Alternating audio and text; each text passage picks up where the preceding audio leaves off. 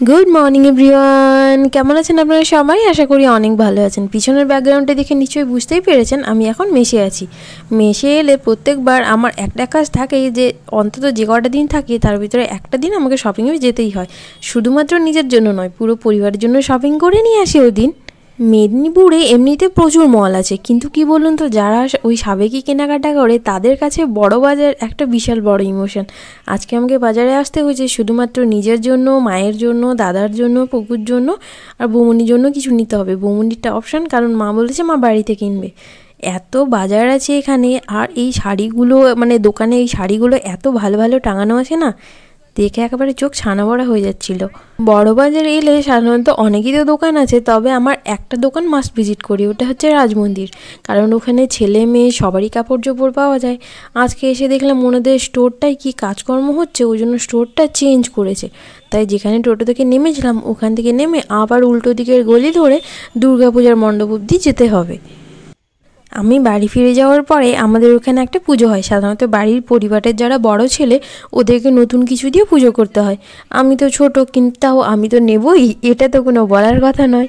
সাথে আমার আজকে ছিল রিয়া। বেচারাকে আমি কত করে বলছিলাম যে অন্তত আমার তো পরে বিয়ে হবেই, একটা আইবুড়ো ভাতের জন্য একটা ভালো দেখে শাড়ি কিনে দে।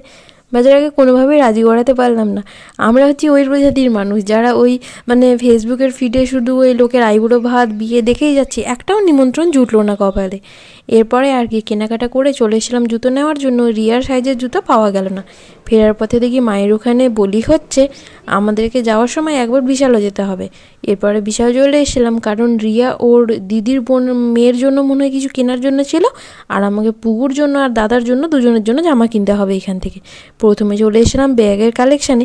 এখানে ব্যাগের কালেকশানে প্রত্যেকবারই খুব ভালো থাকে, আর এই টোট ব্যাগগুলো এত ভালো লাগে আমার। এই মেদিনীপুরে এসে বাজার বেরোলে সবথেকে বেশি টেনশান হয় কি জানেন? টোটো ভাড়ার। কারণ এমনিতে যা বাজার করি সেটা তো আলাদা খরচ, শুধুমাত্র টোটো ভাড়া দিতে দিতেই জীবনটা একেবারে শেষ হয়ে যায়। তারপরে আপনি যদি একা বাজারে বেরোন সে তো আর কিছু বলার নয়, আপনাকে অর্ধেক টোটো নেবেই না, আর মানে সেই দাম এমন হারে হাঁকায়। এরপরে চলে এসলাম লেডিস কালেকশানে। এখানে কিছুক্ষণ দেখে তারপর রিয়া বললো যে চল এবার নিচের দিকে যাই। এইখানে এসে আমার একটা সোয়েটার না খুব পছন্দ হয়েছিল।